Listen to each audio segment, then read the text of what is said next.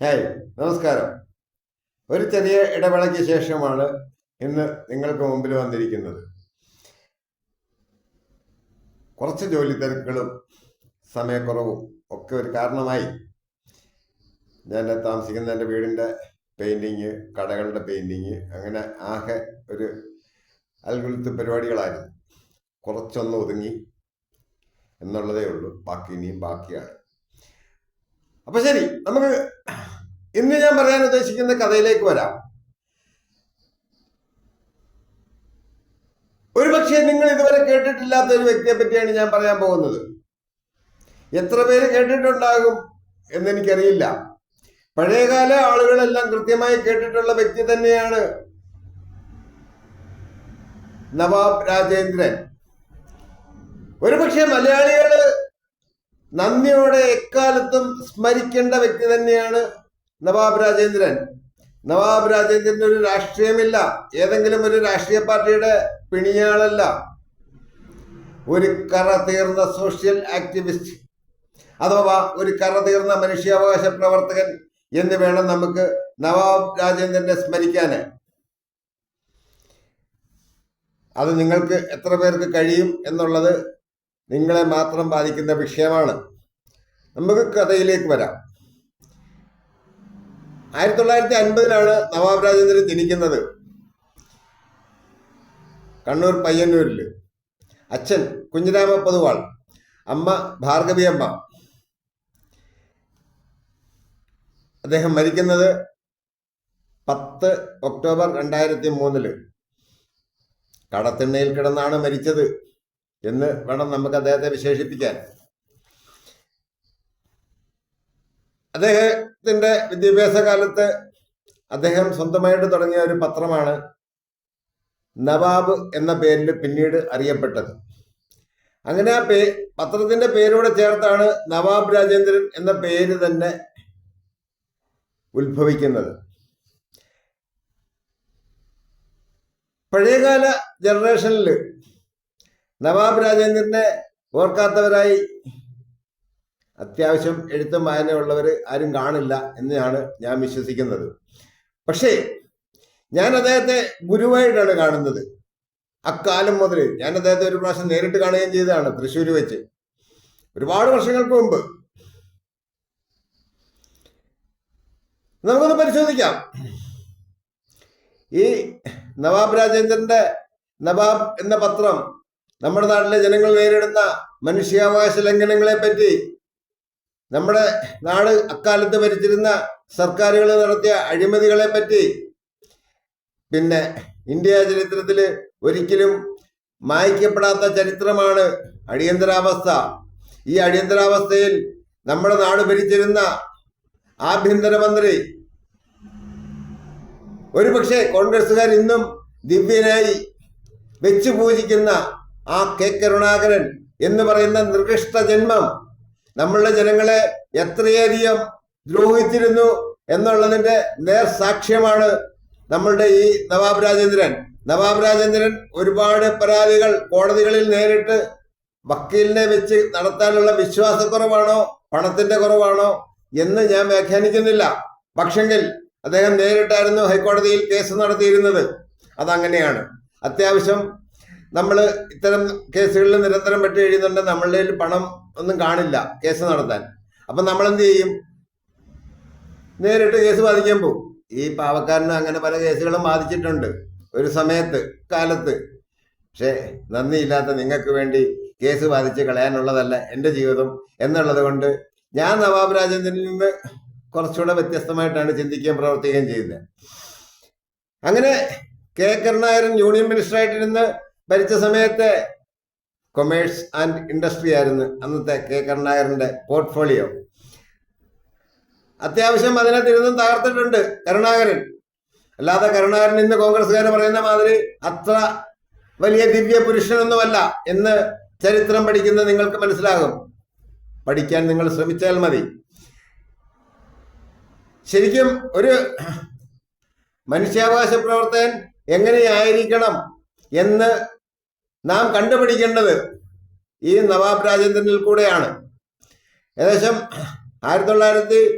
68-70 കാലഘട്ടത്തിൽ തന്നെ നവാബ് രാജേന്ദ്രൻ വളരെ ആക്റ്റീവായിട്ട് കാര്യങ്ങളിൽ ഇടപെടാനും പ്രവർത്തിക്കാനും തുടങ്ങി. പട്ടിണിയായിരുന്നു. ആ പട്ടിണിയും മറ്റ് ജേർണലിസ്റ്റുകൾ, മറ്റ് പത്രപ്രവർത്തകർ കൊടുക്കുന്ന സഹായങ്ങളും ഒക്കെ കൊണ്ടാണ് നവാബ് രാജേന്ദ്രൻ അടിച്ചുപൊളിച്ച് ജീവിച്ചത്.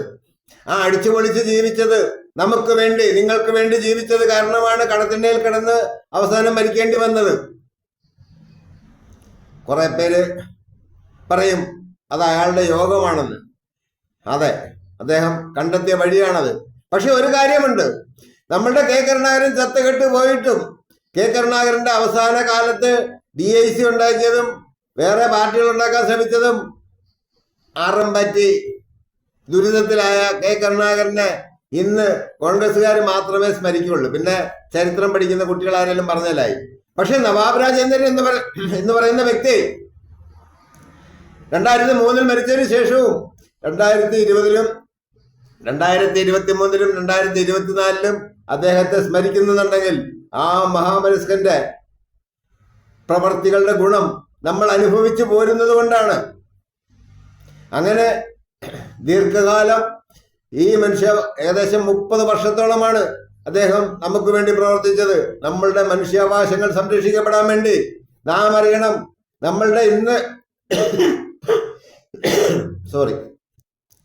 നമ്മൾ ഇന്ന് അനുഭവിക്കുന്ന നമ്മളുടെ പല മനുഷ്യാവകാശങ്ങളും അതിന്റെ സൃഷ്ടാവ് അഥവാ നമ്മളെ ചൂണ്ടിക്കാണിച്ചത്, എടാ ഇത് നിന്റെ അവകാശമാണ് എന്ന് കാണിച്ചു തന്നത് ഈ നവാബ് രാജേന്ദ്രനാണ്. അതുകൊണ്ടാണ് അദ്ദേഹത്തെ എന്നെ പോലുള്ളവര് അന്നും ഇന്നും സ്മരിക്കുന്നത്.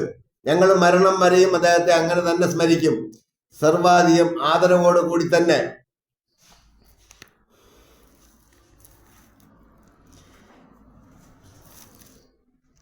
നവാബ് രാജേന്ദ്രന്റെ ജീവചരിത്രം, ഒരു മനുഷ്യാവകാശ പ്രവർത്തകന്റെ ചരിത്രം എന്ന് പറഞ്ഞ് ഒരു കമൽറാം സജീവ് എഴുതിയിട്ടുണ്ട്. ഓൺലൈനിൽ തൽക്കാലം ലഭ്യമല്ല. പക്ഷെ ഏതെങ്കിലും കേരളത്തിലെ പുസ്തക കടകളിൽ അത് ലഭ്യമാകും. അല്ലെങ്കിൽ നല്ല നല്ല ലൈബ്രറികളിൽ ചിലപ്പോൾ ലഭ്യമാകും. ആർക്കെങ്കിലും കിട്ടുകയാണെങ്കിൽ, ഞാനത് ഇതുവരെ വായിച്ചിട്ടില്ല, ആർക്കെങ്കിലും ലഭ്യമാകുകയാണെങ്കിൽ അതിൻ്റെ ഒരു ഡിജിറ്റൽ കോപ്പി എനിക്കൊന്ന് ഷെയർ ചെയ്തു തരാൻ ഞാൻ നിങ്ങളോട് ആവശ്യപ്പെടുകയാണ്. നവാബ് രാജേന്ദ്രനെ പറ്റി അദ്ദേഹത്തിന്റെ കാലയളവിൽ, അദ്ദേഹം ജീവിച്ചിരുന്ന കാലത്തും അതിനുശേഷവും നമ്മളുടെ രാജ്യത്തെ, ഇന്ത്യയിലെ എല്ലാ ദേശീയ മാധ്യമങ്ങളും വരെ പരാമർശിക്കുകയും ചർച്ച ചെയ്യപ്പെടുകയും ചെയ്തിട്ടുള്ള വ്യക്തിയാണ് നവാബ് രാജേന്ദ്രൻ. നവാബ് രാജേന്ദ്രന്റെ നമ്മളുടെ മനുഷ്യാവകാശങ്ങൾ നിലനിൽക്കുന്നിടത്തോളം കാലം, അഥവാ നമ്മളുടെ മനുഷ്യാവകാശങ്ങൾ ഹരിക്കപ്പെടുന്നിടത്തോളം കാലം നമുക്ക് അദ്ദേഹത്തെ മറക്കാൻ കഴിയില്ല. അത് നമ്മൾ അറിയണം, നമ്മൾ തിരിച്ചറിയണം. അത് നിങ്ങൾക്കറിയാമോ, അടിയന്തരാവസ്ഥ കാലത്തെ രാജൻ കേസ്, അതുപോലെ ആ സമയത്ത് ഏറ്റവും കൂടുതൽ അഴിമതി,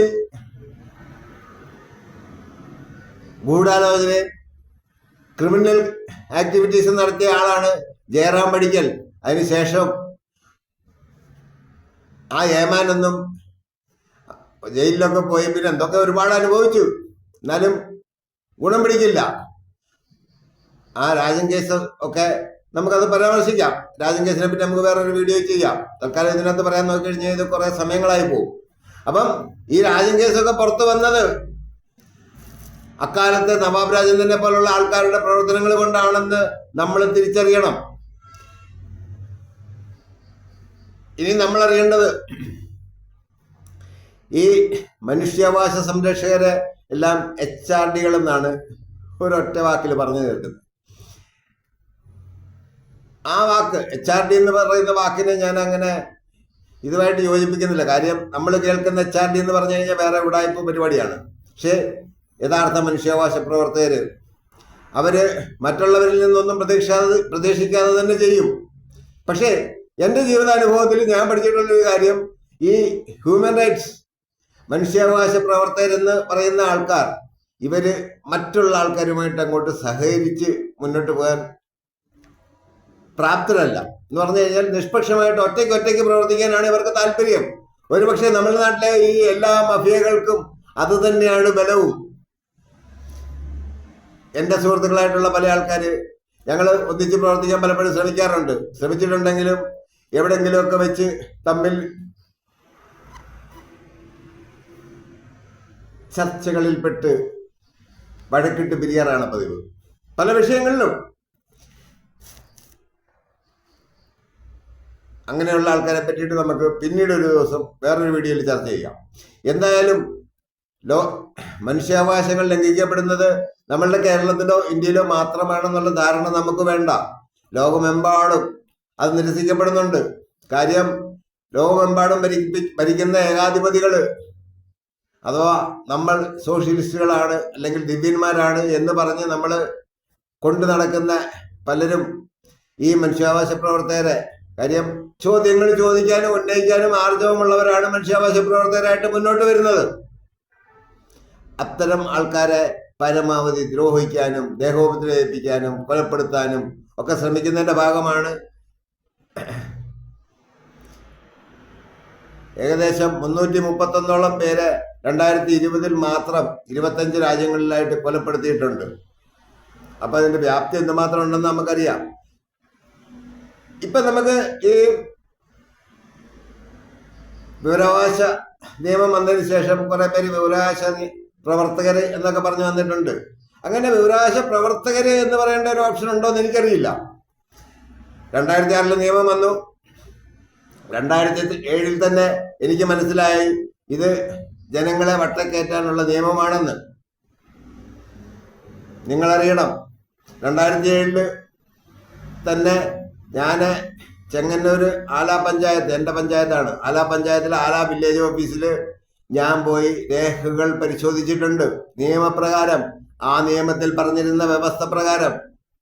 പക്ഷേ ഇത് നിങ്ങൾക്ക് എത്ര പേർക്ക് പ്രായോഗികമായിട്ട് ചെയ്യാൻ കഴിയുമെന്നുള്ളത് നിങ്ങൾ ചെയ്തു നോക്കിയെങ്കിലേ അറിയുള്ളൂ. നമ്മളുടെ സർക്കാർ സംവിധാനത്തിൽ ഏത് ഓഫീസുകളിലും ഇരിക്കുന്ന രേഖകൾ നമ്മൾക്ക് അപേക്ഷ കൊടുത്ത് 10 രൂപ സ്റ്റാമ്പ് ഒട്ടിച്ച് കൊടുത്ത് പരിശോധിക്കാനുള്ള സംവിധാനം നമ്മുടെ വിവരാവകാശ നിയമത്തിലുണ്ട്. പക്ഷെ നമ്മുടെ വിവരാവകാശ നിയമത്തിന്റെ ഒരു പ്രാബല്യം നിലവിൽ രാഷ്ട്രീയക്കാര് അത് കൈയടക്കി വെച്ചിരിക്കുകയാണ്. നമ്മളൊരു വിവരാവകാശ നിയമ അപേക്ഷ കൊടുത്തു കഴിഞ്ഞാൽ ആദ്യകാലങ്ങളിൽ 2007, 2008, 2009 കാലത്തൊക്കെ ഈ വിവരാവകാശ നിയമ അപേക്ഷകൾ ചെന്ന് കഴിയുമ്പം ഞങ്ങളുടെ ചെങ്ങന്നൂർ ആലപ്പുഴ ജില്ലയിലുമുള്ള സർക്കാർ ഉദ്യോഗസ്ഥർ എന്നെ പോലുള്ള ആൾക്കാരുടെ അടുത്ത് അഡ്വൈസ് ചോദിക്കാറുണ്ടായിരുന്നു. സാറേ ഇത് എന്താ, എങ്ങനെയാണ് കൊടുക്കണോ വേണ്ടായോ? അതിന് ചില നിർദ്ദേശങ്ങളൊക്കെ ഞാനൊന്ന് കൊടുത്തിട്ടുണ്ട്. പക്ഷെ എന്നിരുന്നാലും ഞാൻ വിവരാവകാശ അപേക്ഷകൾ വെച്ചിട്ടുള്ളതിൽ എല്ലാം എനിക്ക് കൃത്യമായ പ്രാപ്യമായ വിവരങ്ങൾ ശേഖരിക്കാൻ കഴിഞ്ഞിട്ടുണ്ടെന്നുള്ളത് അതെന്റെ വ്യക്തിപരമായ കഴിവായിട്ട് മാത്രമേ എനിക്ക് കാണാൻ കഴിയുള്ളൂ. നിങ്ങൾ കൊടുത്തു നോക്ക്. ഇന്നത്തെ അനുഭവം എനിക്ക് തോന്നുന്നത് ഇപ്പൊ 4-5 വർഷം വരെയാണ് വിവരാവകാശ കമ്മീഷനിൽ നിന്ന് തീരുമാനമാകാൻ എടുക്കുന്നത്. ആകെ മൊത്തം ഉടായ്പാണെന്ന് ഞാൻ പറയാൻ കാര്യം അത് തന്നെയാണ്.